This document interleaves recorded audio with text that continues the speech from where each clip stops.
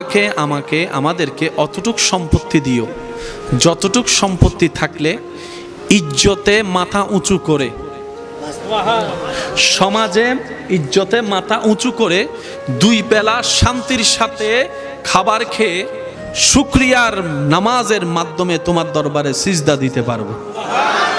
আল্লাহ অতটুক সম্পত্তি আমাকে আমার পরিবারকে আহালকে দিও না যে সম্পত্তিটা পেলে তোমাকে ডাকতে ভুলে যাবে, তোমাকে স্মরণ করতে ভুলে যাবে, তোমার রাস্তা ভুলে যাবে, শয়তানের রাস্তাকে আপন করে নিবে।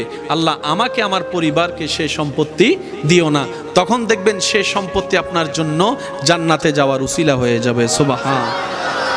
যেরকম উম্মত হলে নবী খুশি হবে, আল্লাহ আমাদের সবাইকে সেরকম শানওয়ালা উম্মত বানার তৌফিক দান করুন। আমি সবার কাছে নিবেদন রাখবো, প্রত্যেকটা শব্দ একটু বুঝবেন।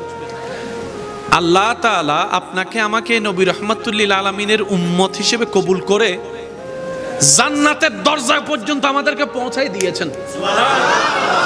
মাইকের আওয়াজ এই মুহূর্তে যত দূর যাচ্ছে একটু গভীর মনোযোগ। আল্লাহ দয়া করে আমাদেরকে জান্নাতের দরজা